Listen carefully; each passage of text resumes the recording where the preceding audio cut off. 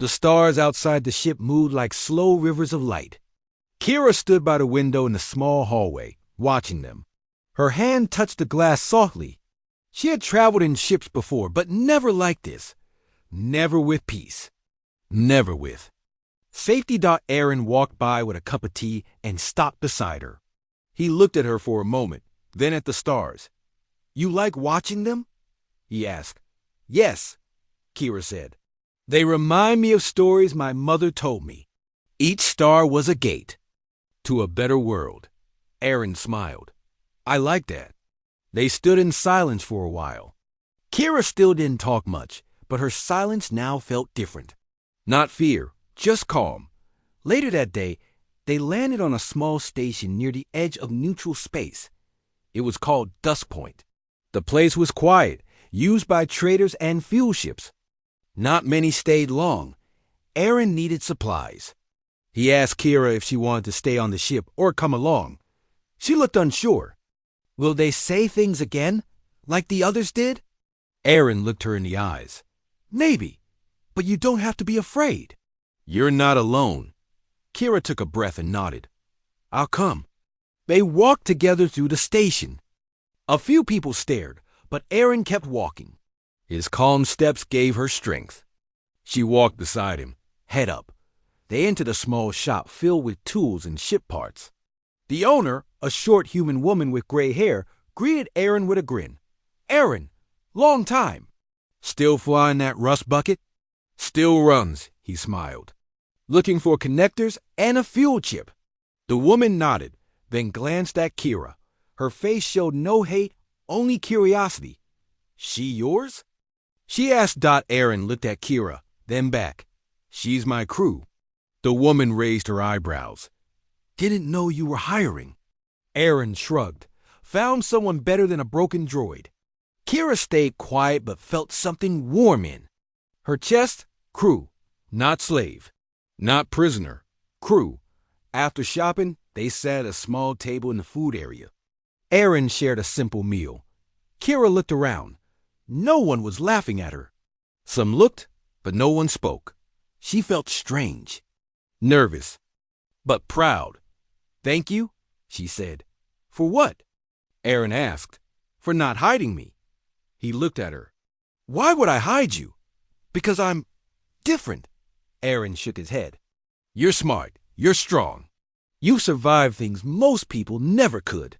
That's not something to hide." Kira didn't reply. Her throat felt tight. She looked away to blink back tears. They returned to the ship later. As the doors closed, Kira let out a breath she didn't know she was holding. She was glad to be back inside. That night, she couldn't sleep. She walked to the workshop and sat on the floor. The tools were quiet. The lights were dim. She touched one of the machines they had worked on together. She didn't hear Aaron come in. "Can't sleep?" he asked. She shook her head. "Too many thoughts." He sat beside her.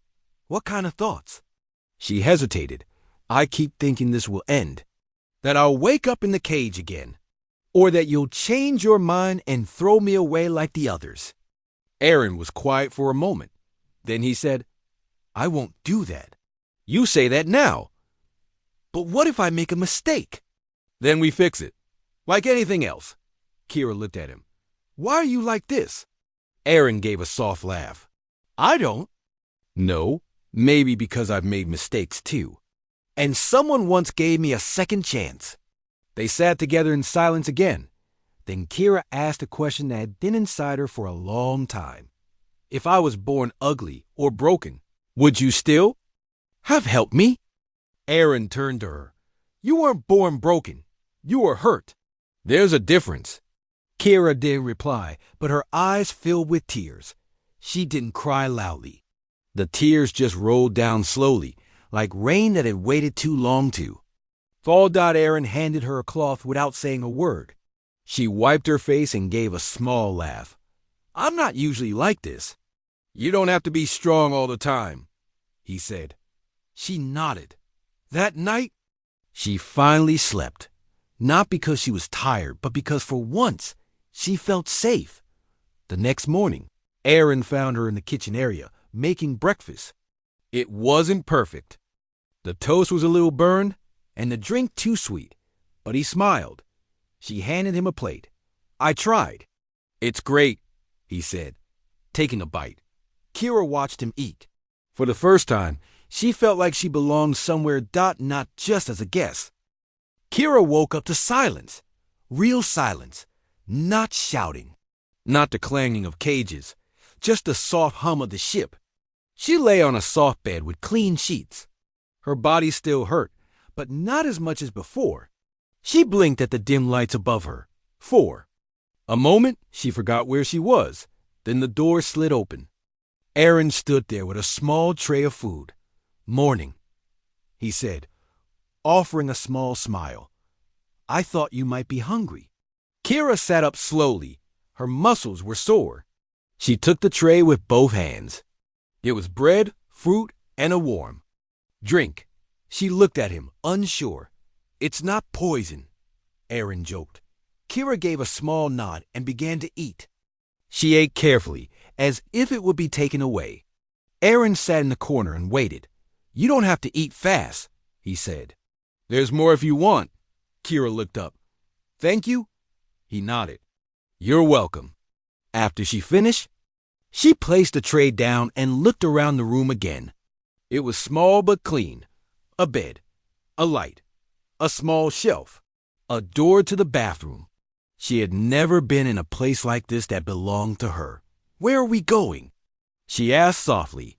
Aaron leaned back in the chair. Nowhere special. I travel between small colonies and trade ports. Sometimes I deliver parts or food. Sometimes I fix broken machines. You live like this? Yeah. It's not perfect, but it's peaceful. Kira hugged her knees. You don't know me. Why help me? Aaron was quiet for a while. Then he stood and walked to the window. Stars move slowly outside, because I've seen what happens when no one helps. I used to be a soldier. I saw people like you get thrown away. I couldn't stop it then. But now I can do something, even if it's small. Kira listened too. His words. Her people never thought much of humans. They were seen as wild, unpredictable, dangerous. But Aaron didn't feel dangerous. He felt steady later. He gave her clean clothes. A simple shirt and pants, soft and plain. She looked at herself in the mirror. Her face was still thin, her skin still marked with old bruises. But she didn't look like a prisoner anymore. Aaron showed her around the ship. It was not big. A cockpit, a small kitchen, 2 rooms, and a workshop filled with tools and spare parts. He showed her how the food unit worked, how to open and close the doors, and how to use the cum screen. You don't have to stay locked in your room, he said. This whole place is safe. Kira followed him quietly. She watched how he moved, calm but alert. She noticed how he treated the tools with care, how he kept things clean. It was strange. She had never met someone like him. One night, while Aaron worked in the workshop, Kira sat nearby. She watched him fix a broken circuit. Can I learn? She asked. Aaron looked up, surprised. You want to? She nodded. He handed her a small tool. Then let's start simple. Over the next few days, she learned how to connect wires, replace parts, and even build small machines. Her fingers were quick. Her mind was sharp. Aaron was impressed. You're a fast learner, he said. I used to study before the war. Kira said. Science, mechanics. That makes sense. Working with him made her feel useful again. It gave her something to focus on, something that was not pain or fear. One evening, as they sat eating together, Kira looked at him and asked, Do you always help strangers? Aaron shook his head. Only when it feels right. What if? I'm lying to you? Are you? She looked away. No. Then we're fine. Silence followed, but it was not heavy. It was calm. Kira began to smile more. Just a little. She slept better. Her body healed slowly. But the biggest change was inside. For the first time in a long while, she began to feel like she mattered. Aaron never treated her like she was broken. He didn't pity her. He listened. When she spoke, he let her help. He saw her. One night, as the stars passed by the window, Kira sat by herself thinking. Her heart was still guarded, but something new was growing. A quiet hope. She had been called filthy. She had been left behind, but now she was no one's prisoner, no one's property. The marketplace of Varellin Prime was loud and crowded. Many species moved through the narrow streets, trading, shouting, and laughing, but not everyone felt joy there. In a small, dirty cage near the edge of the bazaar sat a young alien girl. Her skin was pale gray, her body thin and weak, and her clothes were torn. Her name was Kira. Kira had once belonged to the noble caste of the Zalari, but war had taken everything. Her home was destroyed, her family lost, and she was captured by a passing ship. Now she was being sold like trash. Other aliens walked by the cage, covering their faces. Some pointed and laughed. Others whispered cruel things.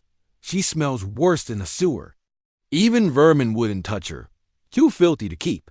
Each word cut deeper than a blade. Kira lowered her head and pulled her knees close. She had not eaten properly in days.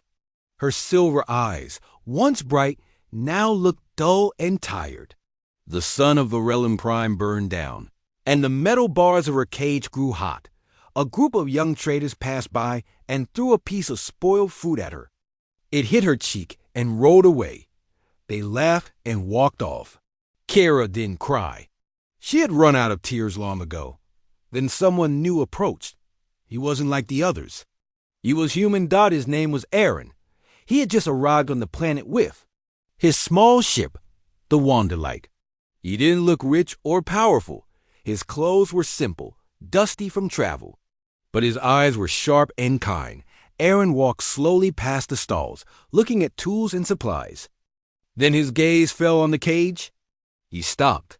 He stared at Kira, quiet and still, not in disgust, but in surprise. He stepped closer. She didn't move. She expected more laughter, maybe something worse. The seller, a short and thick-scaled merchant, noticed. "Ah, traveler," the merchant said with a grin. "You looking for entertainment? A pet?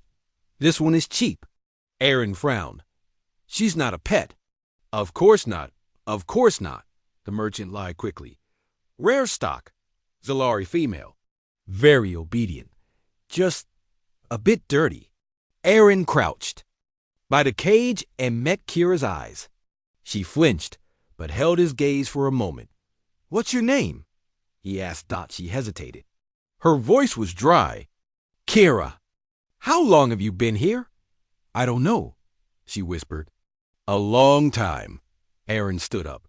He didn't look at the merchant. "How much?" The merchant blinked. "For her? Yes, I'll take her. She's not worth much." "But," the seller started, then stopped when he saw Aaron's serious face. "Fine. 50 credits." Aaron paid without another word. He reached down and opened the cage. Kira didn't move at first. She had not expected this. Slowly, she crawled out. Her legs were weak. She almost fell. Aaron caught her. "Easy," he said gently. "Let's get you cleaned up." Everyone stared as the human walked away, helping the filthy alien girl out of the market. Whispers followed them. "He bought her." "What for?"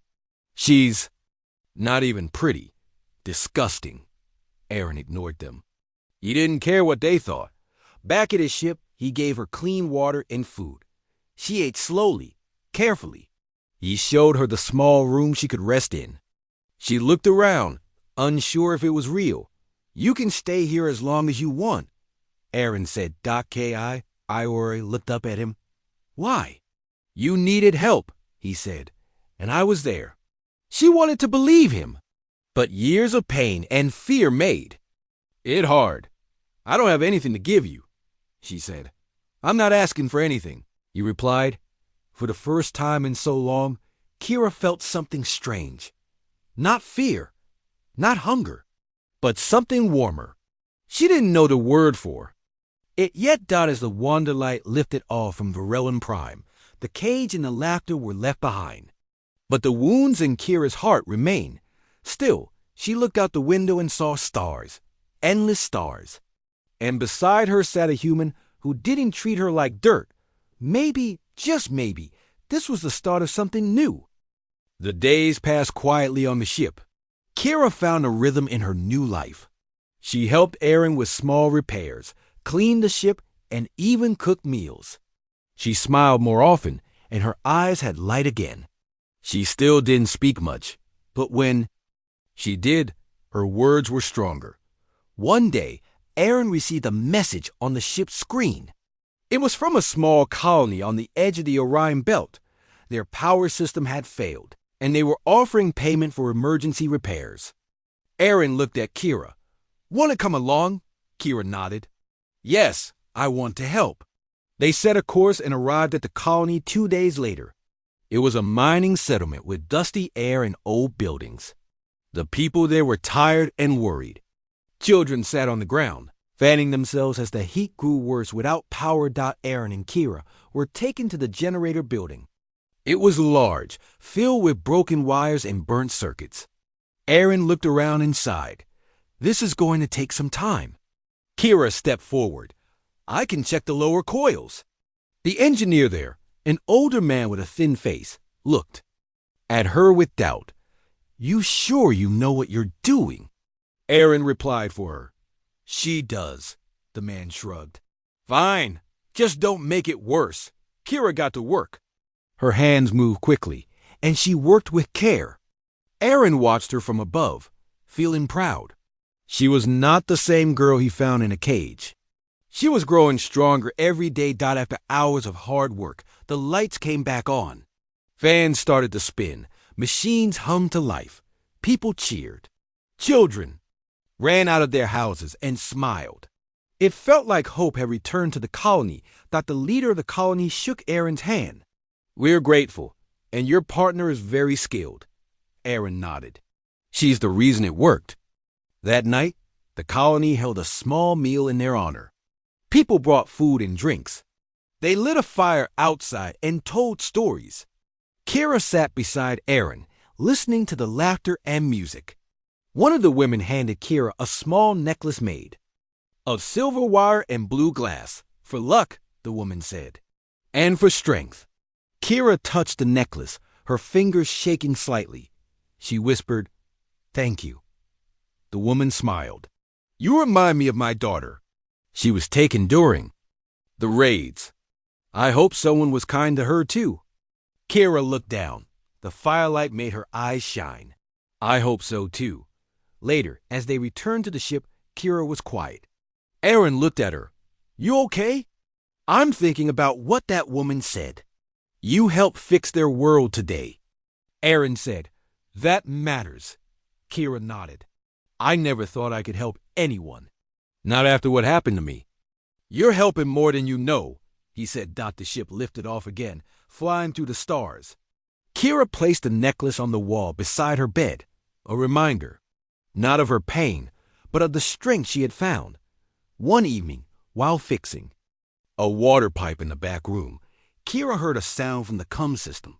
It was a message, but not a normal one. It came with a strange signal, coded and old. She called Aaron. "It's repeating something." "Over and over," she said. Aaron listened closely. The voice was distorted, but there were words buried inside. "Zalari, vessel. Distress, alive." Kyra froze. "That's my people's language." Aaron looked at her. "It could be a survivor." Kira stepped back. "I thought they were all gone. Maybe not." They traced the signal to a cold planet with ice-covered hills and a dead sky. The signal was weak but steady. Aaron landed the ship, and they walked together across the snow. Kira wore a thick coat and kept close. They found the source deep inside a cave, a broken ship covered in ice and dust. Inside, they found a pod. And inside the pod, a Zalari girl younger than Kira, with the same pale gray skin and silver eyes. She was alive. Kira's hand shook as she opened the pod. The girl blinked and looked up. Mother? The girl asked in a weak voice. Kira's heart broke. No, sweet one, but I'm here. Aaron helped lift the girl out. She was cold and weak, but breathing. On the ship, Kira stayed by her side all night. She cleaned her wounds, gave her water, and sang an old Zilari lullaby. The next morning, the girl opened her eyes and smiled. Who are you? She asked. My name is Kira, she said. And you're not alone anymore. Aaron watched from the door. He didn't speak. He just stood there. Knowing this moment mattered, Kira looked at him and smiled. For the first time, she didn't feel like the one who needed saving. She was the one saving someone else. The little Zilari girl's name was Leary. She was quiet at first, unsure of the world she had woken into. But Kira stayed close to her, speaking softly, helping her eat and walk again. Leary followed her everywhere, holding her hand tightly. Aaron watched them both. He had never seen Kira so full of purpose. She moved with calm, spoke with strength. Leary brought something new out of her, something protective and warm. One day, as they floated between star systems, Aaron sat down with Kira in the workshop. She was showing Leary how to connect small wires in a repair panel. She's learning fast. Aaron said. She's smart, Kira replied. Just scared. I remember someone else who said the same thing about herself. Kira looked at him and smiled. That person didn't know she could be strong. You helped her believe it. Kira didn't answer, but her eyes softened. She looked down at Leary and brushed a strand of hair from the girl's face. Do you think she has family left? Kira asked. I don't know, Aaron said. But right now she has you. Leary turned and leaned against Kira. Her eyes were already starting to close. They put her to bed in the second room, and Kira stayed by her side until she slept. Then she walked into the main area of the ship and sat across from Aaron. I never thought I'd care about someone again, she said. That's how healing starts, Aaron replied. Kira looked at him carefully. You don't talk about. You're past much. Aaron leaned back. There's not much to tell. I left the army after my unit was wiped out. We were helping a colony. Got caught in the middle of someone else's war. I'm sorry, she said. He shook his head. I made it out. Others didn't. That's why I try to help now. I didn't save them, but maybe I can save others. Kira was quiet. She understood that feeling, the pain of surviving when others. DID in single quotes T. The next day, they reached a small planet where they could refuel and get supplies for Leary. The colony there was peaceful.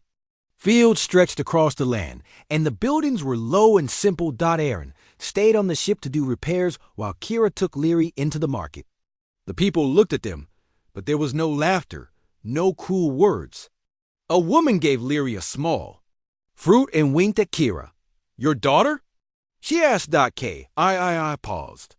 Not by blood, but I care for her like she is. The woman smiled. Then she is yours. Leary walked beside her proudly, holding the fruit in both hands. Back on the ship, Aaron had finished checking the engines. Kira came in and placed a small bag of fresh bread and sweets on the table. I thought you might like something different, she said. Aaron took one and bit into it. This is amazing. Kira sat down and took a bite too. Leary giggled and reached for two, stuffing both into her mouth. They all laughed. That night, after Leary had fallen asleep, Aaron and Kira stood outside the ship under the stars. You've changed a lot, Aaron said. So have you, Kira replied. Aaron looked at her. You're not afraid anymore. I'm still afraid, she said. But I'm not alone now, Aaron nodded. Neither am I. They stood in silence for a while.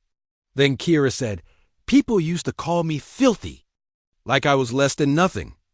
I know, Aaron said. But now, I feel like someone. You are someone. You always were. She turned to him. You didn't have to take me that day. I know. But you did. Yes. Why? He paused, thinking carefully. Because when I saw you, I saw someone who hadn't given up. You were still alive, still strong. I couldn't walk away. Kira stepped closer. Her eyes didn't look away. You saw me when no one else did. And I still do. There was a long silence. The stars above sparkled, and the night was soft. Then, slowly, Kira reached out and took his hand.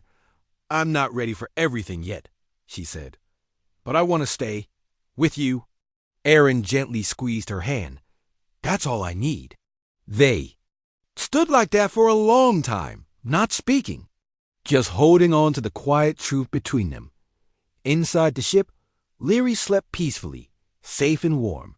And outside, under the endless sky, a new family had quietly begun to grow. Kira woke up early.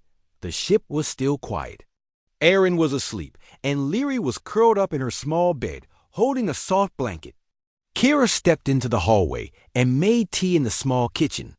She looked out the window and saw the soft orange light of the nearby sundot. She had lived in many places' palaces, ships, cages, but this small moving home felt more real than all the rest.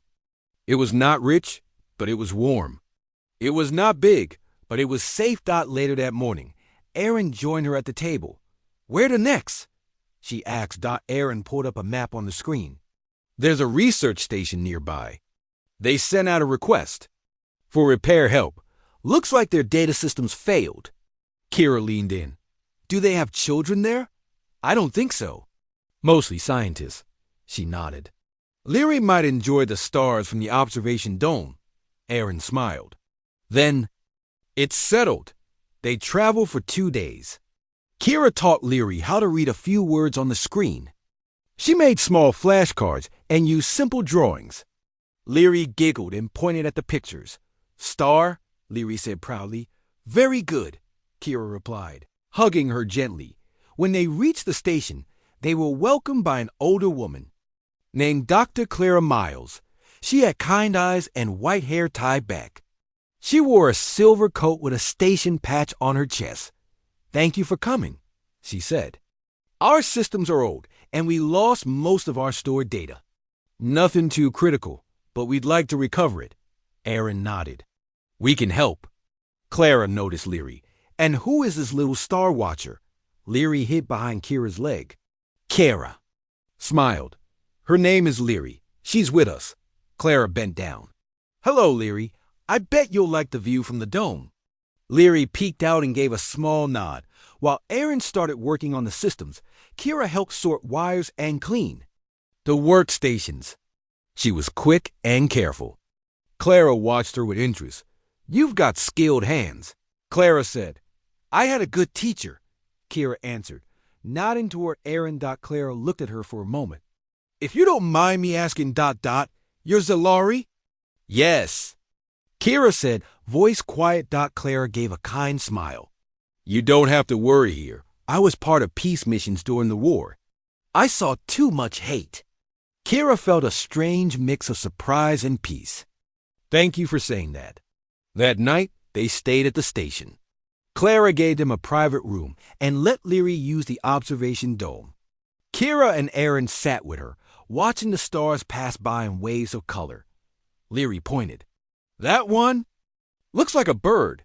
Aaron nodded. It does. Kira rested her head on his shoulder. I used to watch the stars from my family's roof. Before the war, I thought they were magical. Aaron looked at her. Maybe they still are. Kira smiled. Maybe. The next day, a group of ships arrived at the station. They were traders, but one of them had a soldier's mark on his jacket. Kira saw it from the window. Her body TNSED. Aaron noticed. You know them? I recognized the symbol. That group worked with the ones who raided my colony. Aaron stood up. We'll be careful. The trader crew entered the station. Most of them ignored Kira and Leary, but one of the men stared for too long. He was tall and had a scar across his nose.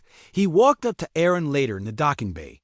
You're the guy flying with the Zalari girl, right? Aaron didn't look up. What about it? You must be brave or stupid. Aaron turned to face him. You say something like that again, and we'll have a problem. The man laughed and walked away. But Kira had heard it. She had been standing just around the corner.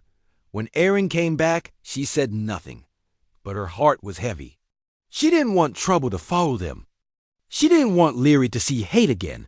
That night, she sat beside Aaron in the quiet ship. "Do you ever regret it?" she asked. "Regret what?" "Taking me from that cage." Aaron looked at her. "Never? Even if people hate you for it? I don't care what they think." Kira looked at him with eyes full of feeling. "I do." Aaron reached over and took her hand. "Then listen to this. You matter. Leary matters. And I'd do it all again, every time." Tears filled her eyes, but she smiled. "I used to think I was dirty," she said, "that I wasn't worth anything."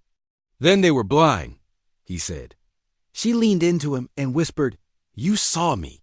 He held her close, and they sat like that, quiet in the dark, outside.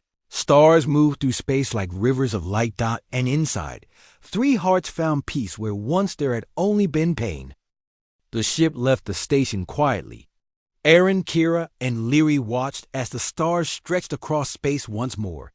The engines hummed gently, and Leary slept peacefully in her small bed, holding a soft toy Clara had given her before they left. Kira sat beside Aaron in the cockpit. She didn't speak for a while. She just watched the stars. Her hand rested on Aaron's arm, and her eyes looked thoughtful. "Where will we go next?" she asked softly. Aaron smiled. "There's a planet called Ilawan. Peaceful, green forests. Kind people. They need someone to help fix their satellite net. Sounds nice. There's a school, too. Leary could study there if she wants." Kira's smile grew wider. She would like that. They flew in silence for a while longer. Then Aaron turned to her. "I've been thinking about something." "What is it?" He looked serious. "We've been through a lot. You've changed. I've changed. And we've built something together. It feels like a family." Kira looked down, nervous but calm. "It does." "I don't want you to feel like you owe me anything," Aaron said. "But I care about you, and if you ever wanted something more, I would want that too." Kira didn't speak for a moment. Then she reached out and took his hand. "I was broken when you found me," she said. "But now I feel whole again. Not because you saved me, but because you saw me. You never made me feel less." "You've never been less," Aaron said. "I'm ready," Kira whispered. "I want to be with you, not just on the ship, not just as a friend. I want to choose you as my mate." Aaron's heart beat faster. He had waited so long to hear those words. He pulled her gently into a hug, and she rested her head against his chest. "I choose you too," he said. They stayed like that, holding each other in the quiet of space. Days passed. They reached Ilawan and landed near a small village, built near clear lakes and tall trees. The people welcomed them with warm smiles and open arms. There were no cruel stares, no laughter behind hands, only kindness. Leary ran through the fields with other children, her laughter bright and free. She learned new words, played games, and drew pictures of stars and ships. She was safe. She was happy. Kira worked with Aaron to repair the satellites. She climbed towers and connected wires. The people respected her skill. Some asked if she could teach them. She agreed with a shy smile.